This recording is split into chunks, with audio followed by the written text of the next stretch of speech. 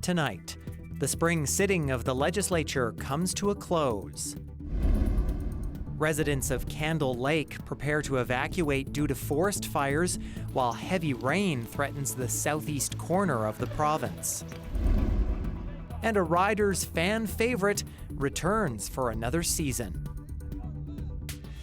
This is CBC Saskatchewan News.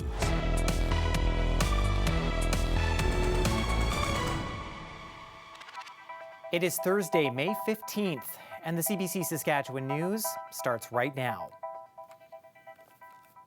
I'm Ethan Williams. Thank you for joining us. The Saskatchewan Legislature has wrapped up its spring sitting. It began with the budget in March and has ended with talks of Western separation. Alexander Kwan looks back at what happened and what comes next. Saskatchewan's spring sitting opened in March on the same day that the government tabled its annual budget. It was a rare move from Finance Minister Jim Ryder, and one that drew criticism from the opposition. But the most vocal outcry from the opposition was still to come, as it became clear that the province was tabling a slim surplus of $12 million, with no contingencies in the face of tariffs from the United States and China. This is a budget that really was off track from the get-go and certainly didn't step up as well to the challenges and pressures that people are facing. Although the opposition tried to use their larger caucus to get answers, much of this spring sitting saw the NDP frustrated by a Sask party majority uninterested in giving an inch. The opposition's attempt to drum up patriotic fervor failed, while private member bills did not get a vote. Premier Scott Moe said he was focused on the task ahead, but as a federal election was called and Prime Minister Mark Carney earned a minority government, the familiar threat of Western separation re-emerged as the focus in the legislature. Moe said he's made himself clear. Secession is not an option. I truly believe there is an opportunity for Saskatchewan to grow and prosper within a united Canada. It's the very fabric of the party that I lead. And I think it's very much at the core of what, if not the majority, virtually all of Saskatchewan people believe as well. Opposition leader Carla Beck has repeatedly called the Premier's commitment to Canada into question, but she was unsuccessful in her bid to raise the threshold for a successful petition on separation referendums. Beck said the embers of Western separatism are burning in Saskatchewan. Scott Moe is holding a big bucket of water right now. He could douse those flames, make it clear today. But instead, he seems to be more interested in placating those who want to burn the house down. As the province's politicians head home for the summer, Moe already has his next political move laid out. He's published 10 changes the federal government must make to reset Ottawa's relationship with Saskatchewan. It's a list Moe promised to bring up when he meets with Carney and Canada's other premiers next month in Saskatoon. Alexander Kwan, CBC News, Regina. Saskatchewan's lone government MP says he's not concerned about talk of Western separation.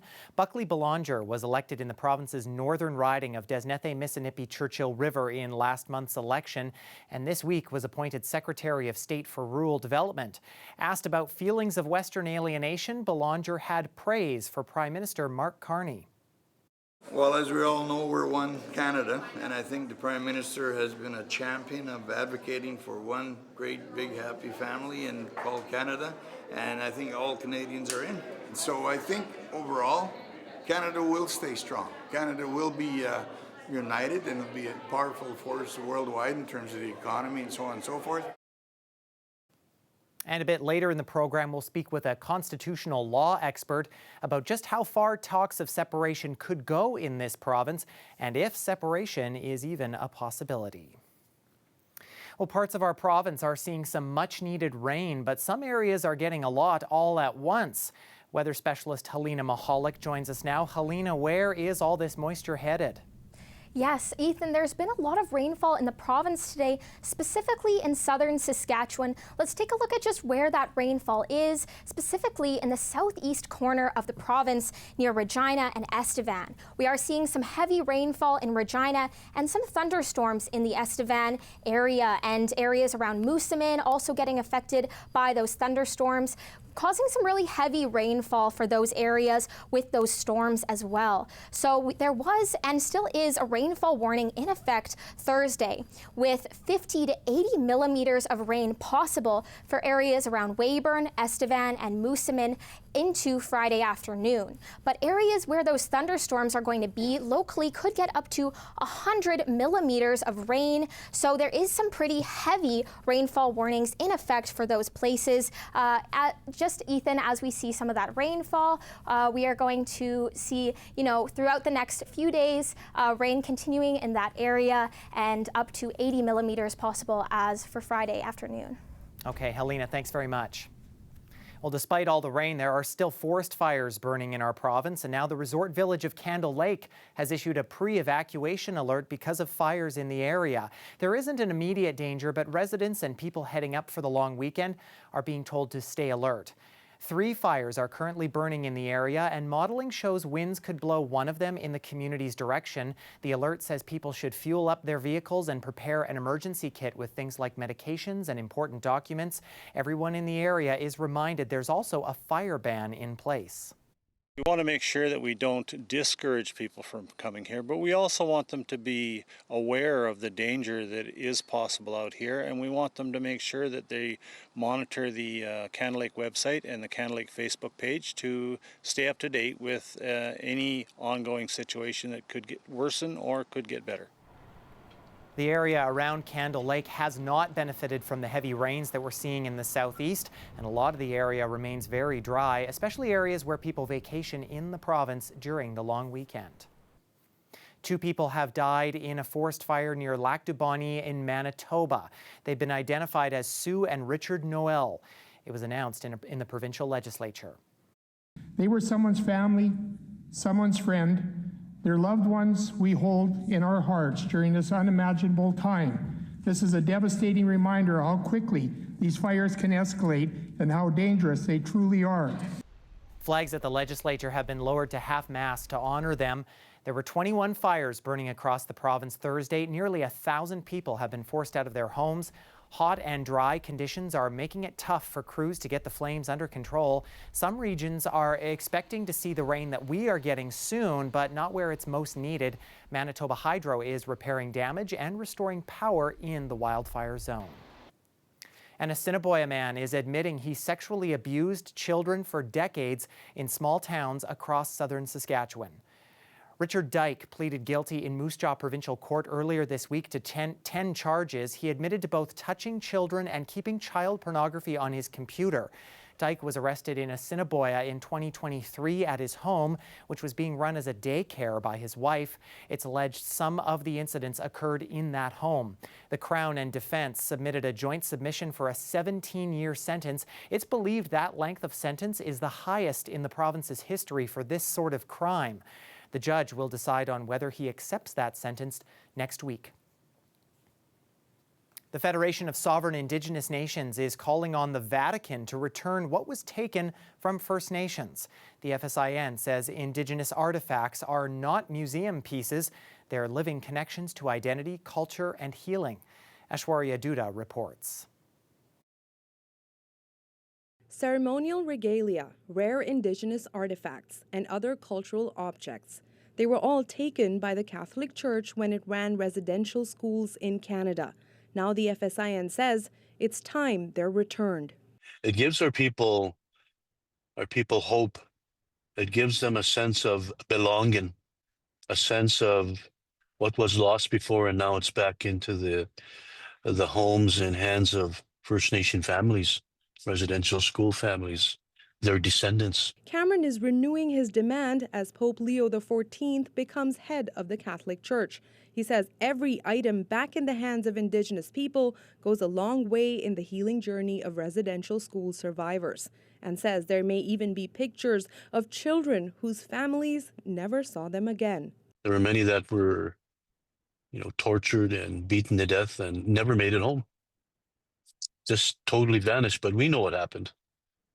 We know what happened. They were murdered. The Catholic Church previously justified colonization of Indigenous people through its doctrine of discovery. The Vatican formally repudiated that doctrine in 2023. But some say words must align with action, and that means returning the items.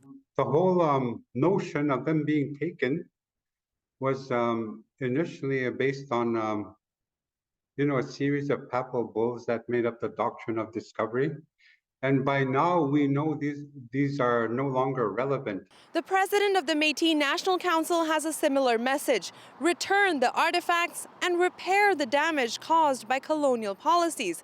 It's a message she'll be taking to Rome as she attends Pope Leo's inaugural Mass on Sunday.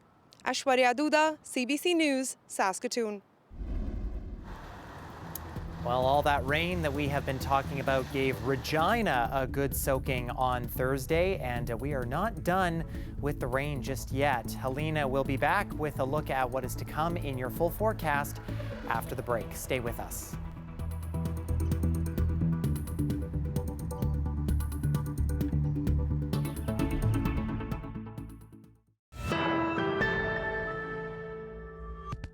Separation from Canada. It is something that has come up since the Liberals were given another term in government in last month's federal election, particularly in Saskatchewan and Alberta, with some frustrated with what they view as out-of-touch policies around energy and the environment created in Ottawa that don't benefit the West. The petition's signature threshold for a separation referendum has been lowered in Alberta, and a referendum petition is making the rounds here at home too. But is separation actually possible? Well, for the answer, we have turned to Gerard Kennedy. He is an assistant professor in the Faculty of Law at the University of Alberta. Gerard, thank you so much for joining us. My pleasure. So what has to actually be done in order for separation to happen? Well, under the Constitution of Canada, one province has no right to leave unilaterally. So even if there were a referendum that purported to prescribe separation, that would not give the province in which the referendum occurred the legal right to leave. Having said that, the Supreme Court did hold in 1998 that if a clear majority on a clear question votes to leave Confederation, and they had Quebec in mind, but the logic would apply just as much or almost as much to Alberta and Saskatchewan, then an obligation would fall upon the federal government to negotiate in good faith the exit. So basically, that's never happened, and those are qualitative rather than quantitative criteria. So we don't know precisely what would happen. But what's absolutely clear is the majority would have to be clear, and the question would have to be clear. It couldn't engage in hypotheticals. So a bit of work obviously to be done there, but hypothetically, if that work was done and a vote came down to it, is it possible for a province to essentially become its own country, and how would that look? Well, as a matter of Canadian constitutional law, there'd have to be some negotiation, and suppose that may or may not occur. Now, if Saskatchewan or Alberta were simply to declare themselves independent states, and other states were to recognize them as independent states, and the government of Canada ceased to have any control over Saskatchewan, Alberta, it may be that de facto they would become independent states as a matter of international law. And the Supreme Court did acknowledge that that was a possibility. It might not necessarily be constitutional, and given how other states tend not to recognize breakaway provinces unless the federal government has condoned the departure, I don't think that's very likely. But I mean, theoretically, it could happen de facto, even if not legally proper. Now, something else at play here, we've heard First Nations groups say separation is unconstitutional because it ignores the treaties. So how would that have to be handled in all of this? That is a complicating factor that the Supreme Court probably didn't grapple the extent to which it should have in the Quebec secession reference in 1998. Clearly, the treaties between Canada's Indigenous populations and the Crowns are with the Crown and right of Canada, not the Crown and right of Saskatchewan. So it's hard to see how Saskatchewan could just assert it has that and move on. It would presumably have to be a part of any negotiated departure. Again, would other states around the world care about that? I don't know, but I would imagine as a matter of negotiating a legal departure in terms of the Canadian Constitution, that would have to somehow be addressed. Okay, Gerard, thanks so much for your help with this today. My pleasure. Gerard Kennedy is an assistant professor in the Faculty of Law at the University of Alberta. Meanwhile, Onion Lake Cree Nation is renewing its legal battle against Alberta's Sovereignty Act. The First Nation straddles the Alberta-Saskatchewan border north of Lloydminster. At a news conference Thursday, Treaty 6 leadership called on Alberta to scrap the legislation. It gives Alberta the power to reject federal laws. Onion Lake's chief says their legal fight is all the more critical as talk of separation escalates. I stand here today to remind the Premier and her government that we do not stand by and allow our treaty to be violated, disregarded and pushed aside while the talks of separation continues. Onion Lake Cree Nation has filed a constitutional challenge against the act in December of 2022. Their claim argues Alberta's Sovereignty Act tramples on their treaty rights. The nation had paused legal proceedings, but say changes to Alberta's referendum laws prompted them to revive the case.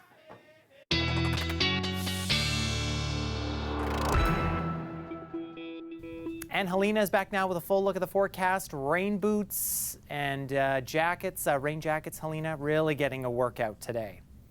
Umbrella, rain boots, you're going to want it all, especially if you're in and around the Regina area in the southeast. Let's take a look at where all that rainfall is Thursday evening in the province. So the majority of it is, again, in the Regina area, with places around Estevan and Yorkton also experiencing some thunderstorms in that area. As we get into Friday early morning, that is going to be continuing for the Estevan area. Going to continue to be seeing some of those thunderstorms as we get into Friday. But as Friday evening progresses, the rain is going to be dying down a little bit. We'll still see some in that southeast corner there near the border and near Estevan, but the amount of rainfall is definitely going to go down. As we get into Saturday, the rain is going to shift to the southwest. Areas around Swift Current may see some of that rain. The rest of the province just seeing some cloud coverage overall in the province. As we get into the evening on Saturday, rain dying down overall in the province, and again, just some cloud coverage here and there, especially in central Saskatchewan. And again, that staying pretty clear Sunday, just some more rainfall here and there in the southwest corner near Swift Current. In total, we will get a lot of rain in the province, especially over the next few days, the heaviest of which is still in the southeast corner near Estevan. Up to 40 millimeters is being shown on this radar, but we have been told that there could be up to 80 or even 100 millimeters possible for areas in that southeast corner near Estevan as thunderstorms continue to progress over the next day. As we see some of that rainfall coming in, it is bringing a low pressure system causing temperatures to drop down just a little bit. So we are seeing below seasonal temperatures for this time of year in the province, below the 15-degree mark for much of south and central. Same thing in northern Saskatchewan, areas in the far north even below the 10-degree mark as they also experience a chance of showers or even some flurries into Thursday evening. As I mentioned, we are seeing a low pressure system coming in, which is dropping temperatures to what we saw last week in the province. So as we get into our weekend here, we are seeing temperatures getting colder than they have been, but we are still seeing temperatures in the teens. So about seasonal for this time of year. It's really our wind that we're looking at. So up to 70 kilometers of wind in the southeast as we see those thunderstorms in the province. And then as we get into Friday, they're dying down in the southeast, and Saturday it's moving to the southwest areas like Swift Current up to 30 kilometers an hour there. It's not time for our forecast just yet, Ethan, but I will have all of the details soon about our weather for the long weekend. Yeah, I know we need the rain. I am looking forward to the warmer temperatures, maybe a little less wind though. Totally. All right, thanks so much, Helena. Thanks, Ethan. So when we're out there working, we ask all drivers to please slow to 60, move over, and be patient with us. The province reminding people this upcoming long weekend to watch out for workers on the highways. Highway construction will soon be kicking into high gear now that spring is here. This year, the Ministry of Highways plans to spend more than $750 million on road improvements. An average of over 180 collisions happen every year in work zones. Stay with us. We'll have more news and a final look at the forecast after the break.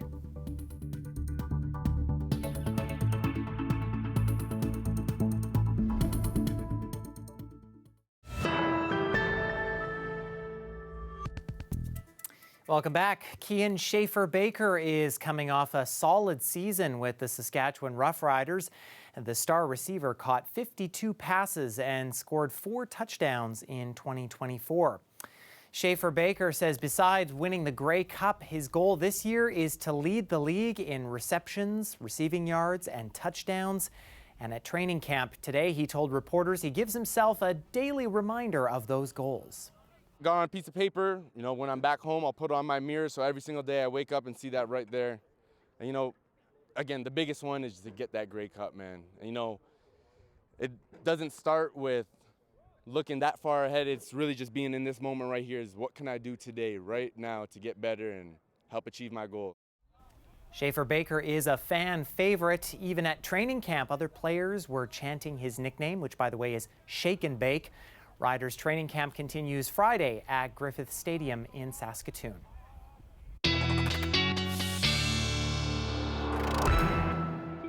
And Helena, I'll bet those riders are glad that they are missing the worst of the rainfall for practice. Oh, definitely, Ethan. They're not in for the best, but for the next few days, we will be seeing some rainfall. Let's take a look at what's in store for Regina. Friday, we're seeing some rain. Saturday and Sunday for the weekend, we're seeing drier temperatures and the sun coming back. But for the Monday of the long weekend, the rain is coming back and it's going to last throughout a few days. We'll see some cloud coverage as well. Temperatures at about seasonal or just below. They'll be climbing up every single day. But as we get into the next week, the temperatures will slowly be climbing up closer to the 20-degree mark by next week. And we are seeing overnight about below seasonal averages for this time of year. But again, as the next few days go on, those temperatures are climbing up. It's the same story in Saskatoon. We're seeing a few drier days throughout the weekend. But again, the Monday of the long weekend, the rain is coming and it's lasting a few days until about Thursday where the sun's coming back. But we are seeing a few days of warmer weather. Temperatures staying just below the 20-degree mark.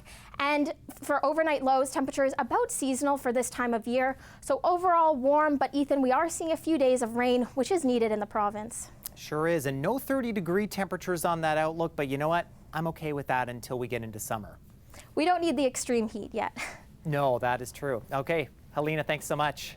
Thanks, Ethan. And that is it for us. For more news anytime, you can always head to cbc.ca/Sask or subscribe to our CBC Saskatchewan YouTube channel. You can also download the CBC News app on your smartphone or tablet. Thanks so much for watching.